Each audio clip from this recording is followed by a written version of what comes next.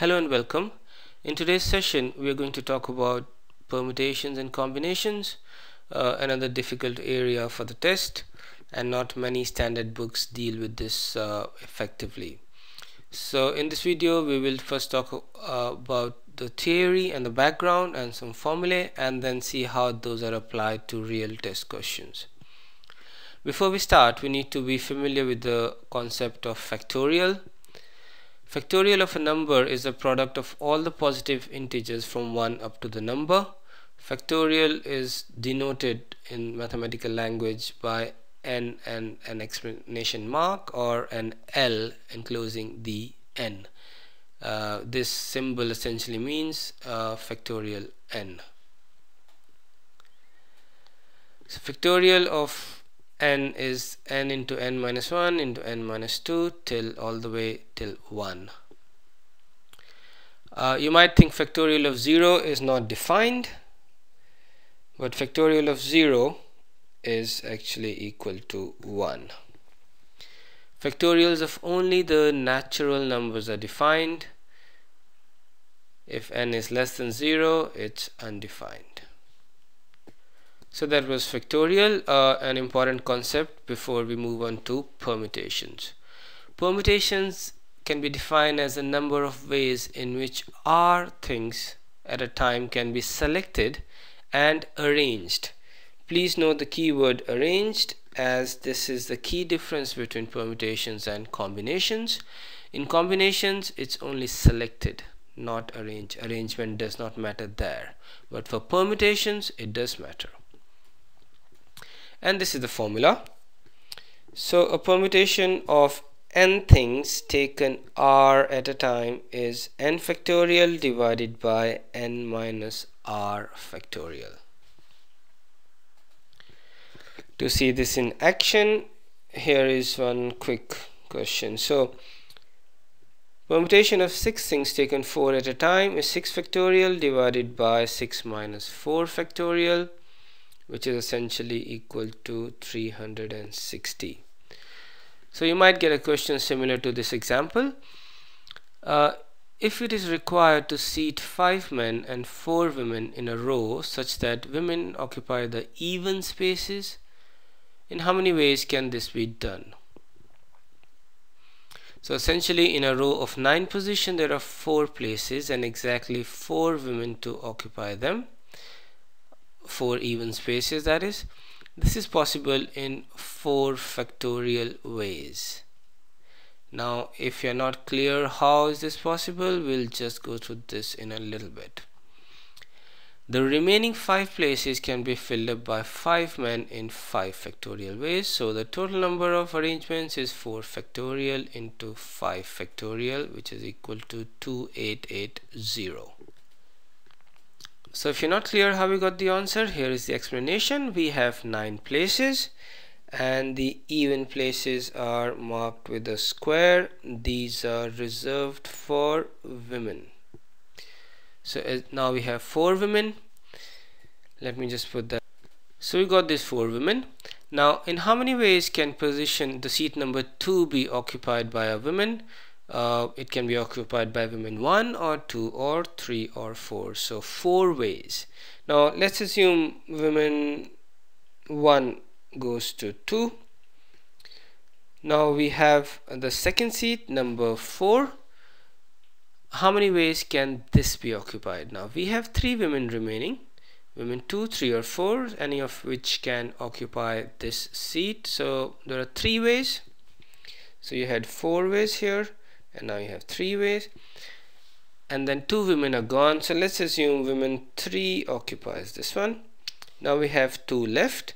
So this box number 6 can be occupied by either women number 2 or women number 4. So 2 ways, and the remaining, the last one, there is only 1 woman, so 1 way. So the total number of ways in which the 4 women can occupy the 4 places is 4 into 3 into 2 into 1, which is basically 4 factorial. And using the same logic, you have 5 spaces and 5 men as here. So how many ways can the first space be occupied?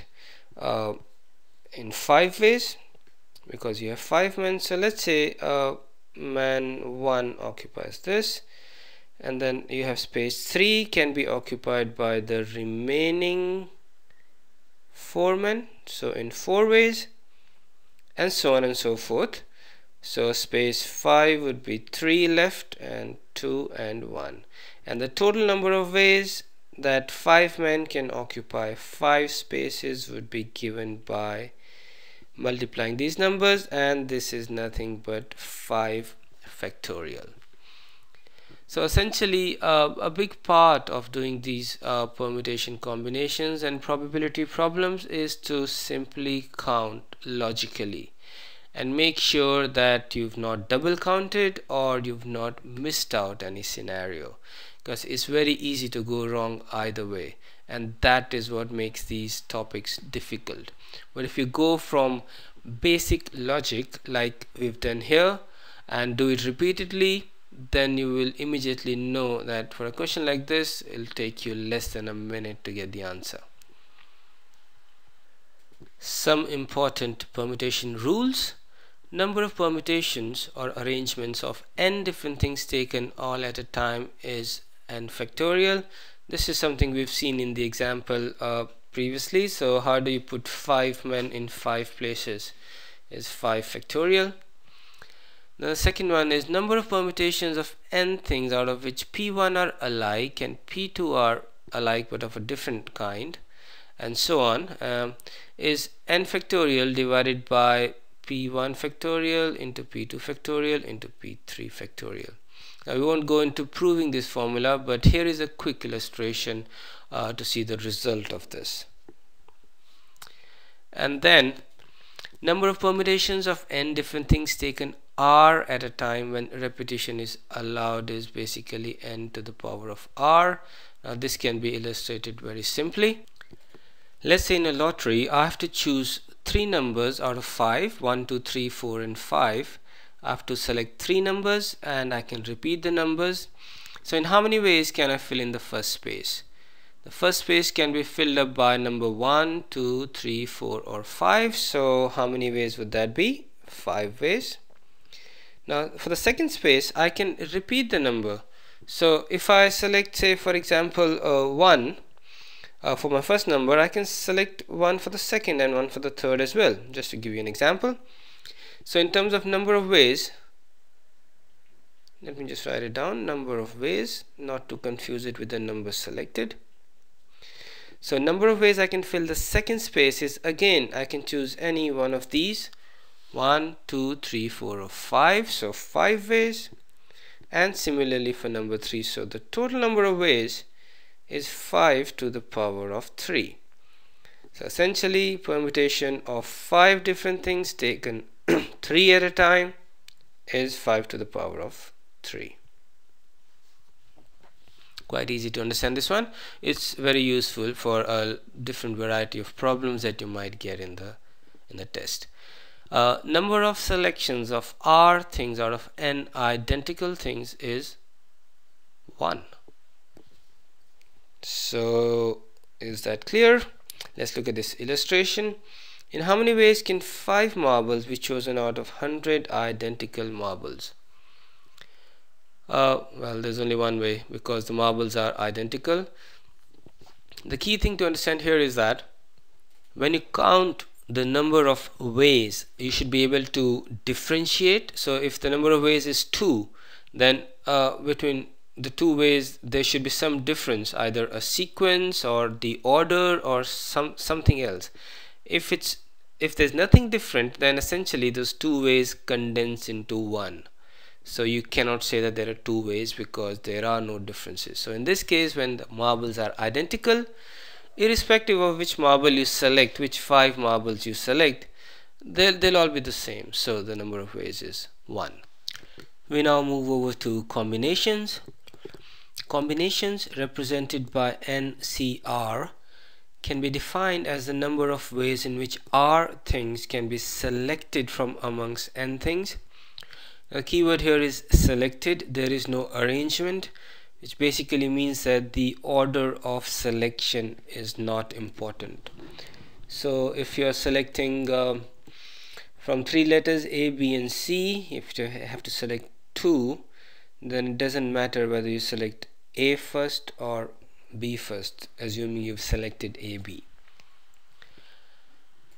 The formula for combinations is this: NCR equals to n factorial divided by n minus r into r. So this is the formula, and this is valid for r less than equal to n. Basically, you cannot select, if there are n objects out of which you have to select, you cannot select more than n objects because there isn't anything more there. So this is just the mathematical rider to make sure you do not get into the wrong formula. Okay, let's quickly go to the application of combinations and the questions like you would get in the actual exam. If there are 10 persons in a party and if every pair of them shake hands with each other, how many handshakes happen in a party? Now we'll solve this using two different methods. One is the combination formula that we just saw. As per this, out of 10 people you have to select 2 because a handshake represents 2 people really. So out of 10 people you can select 2 in 10c 2 ways, and this is equal to 10 factorial divided by 10 minus 2 factorial, which is 8, into 2 factorial. Now 10 factorial is essentially equal to 10 into 9 into 8 factorial. We will not expand the whole thing because we can cancel it with the 8 in the denominator. And 2 factorial is 2 into 1, which is 2. This goes 5 times, 45. The answer is 45 using combination formula. Now if you're new to permutation combinations, you might not be very confident in applying this formula straight away, but if we break this question up, we can see how this formula holds true. So let us assume there are 10 people, and I'll just write them. So let us assume there are 10 people in the party, represented by these numbers here in the vertical line 1 to 10. So assuming we're on the first person, if the first person has to shake hands with every other person in the party, how many handshakes does he do? 9, because he'll shake hands with 2, 3, 4, 5, 6 and so on till 9. So there are 9 numbers, 10 in total other than 1, so 1 will shake hand 9 times. Now moving to 2, how many times will 2 shake hands? 2 will shake hands with 3, 4, 5, 6, 7 and so on, so 8 times. Now we're not counting 2 and 1. The handshake between 2 and 1 has already been considered here as part of these handshakes. So 1 and 2 has been considered, so 2 will now shake hands with 3, 4, 5, 6, 7, 8, 9 and 10. So in total 8 people. So similarly 3 will shake hands with 7, 4 with 6, 5 with 5, 6 with 4, 7 with 3, 8 with 2, 9 with 1 and 10 with 0, because everyone else has already shaken 10's hands. So now essentially the number of handshakes is sum of numbers from 0 to 9. So what's the sum of numbers from 0 to 9? If you simply add these up, you get the answer 45. But there's also a formula which we'll cover in a different session. Sum of first n natural numbers is n into n plus 1 divided by 2. Here n is 9, so you get 9 into 10 divided by 2, which is 9 into 5, the same as this. So looking at this problem in this way, you can see that what you get by using this formula for combinations is what you also get by simply counting one by one the numbers. And this gives you confidence that this formula works, and gives you confidence that when you apply this, you apply this correctly. So for example, had there been 99 people in the party, then doing it this way would have been out of the question. But using the combination formula, you would quickly get to the answer, and knowing fully well that your answer is actually backed up by logic. So next question: how many ways can the 7 letters MNOPQRS be arranged so that P and Q occupy continuous positions? So you have 7 letters and you have 7 positions. So we'll just write this down. Position 1, 2, 3, 4, 5, 6 and 7. Now these positions have to be filled in by these 7 letters where P and Q occupy continuous positions. So P and Q pretty much is almost like one letter. So now how many ways can position 1 be filled? It can be filled in 6 ways. It can be M, N, O, P, Q, R or S. So now that PQ is 1, perhaps we can simply remove this 7th place because there are only 6 letters effectively, and the first place can be filled in by any of these 6, either M or N or Q or PQ or R or S. Similarly, so let's assume PQ has gone to the first place. Now how many ways can place number 2 be filled? If PQ has gone to place number 1, then there are these letters left, M, N, O, R and S, so 5 letters. Similarly, place number 3 can be filled by the remaining 4 letters, place number 4 by 3, 5 by 2 and 6 by 1.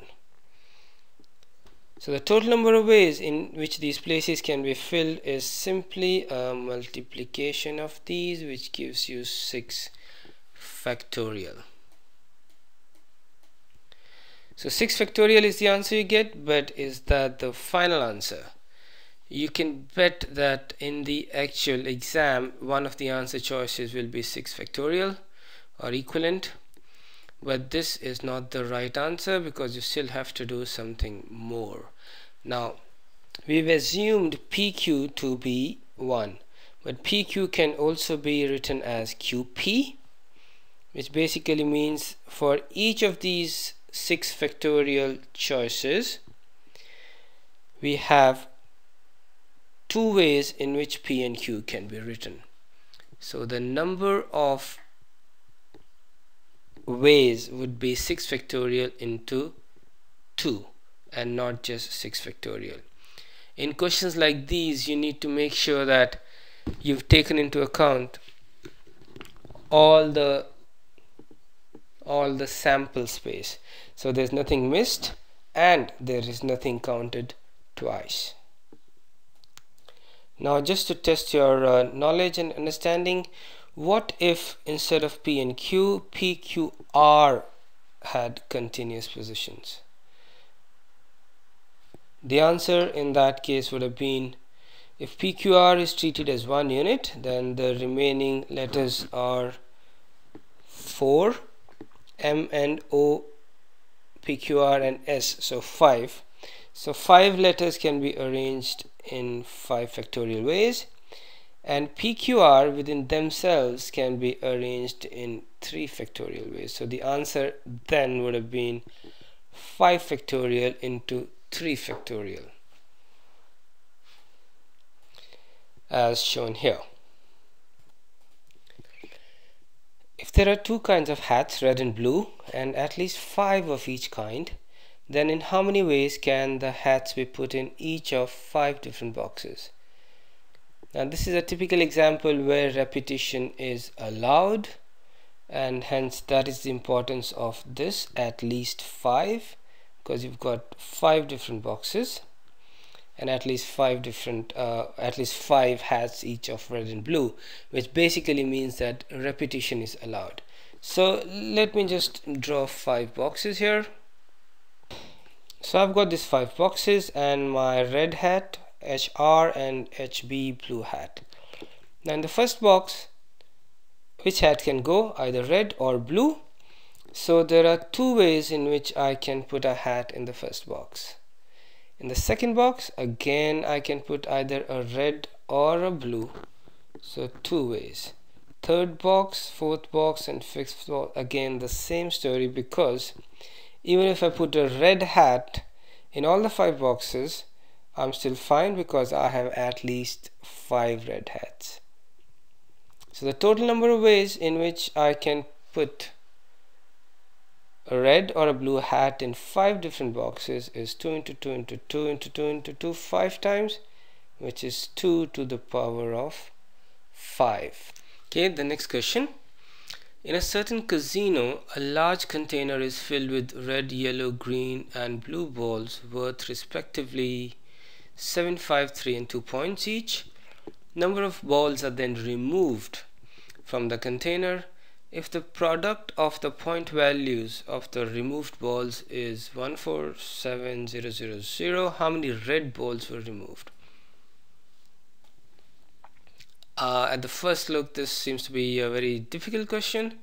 Also, this is not strictly related to permutation combinations or probability, but is related to number system and LCM and counting method. So to solve this question, let us look at 147000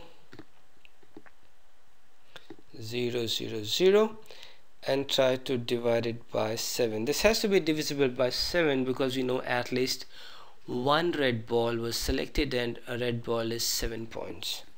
So this gives me 21000, and I divide it by 7 again.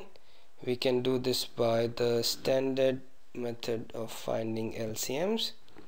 So I divide it by 7 and I get 21000. 21 goes by 7 again and I get 3000, and then this goes by 10 to the power of 3 just to make it quick, and I get 3 here and then 3. So my factors are 7, 10 to the power of 3, and 3. So how many 7s do I have here? 2, 1 and 2. So how many red balls? 2. Because only red balls account for 7. This 10 would be accounted for 5 and 2. 5 is yellow and 2 is a blue ball, and 3 representing green would be this 3 here. So balls representing 7, which is a red ball, is 2. So D is the right answer.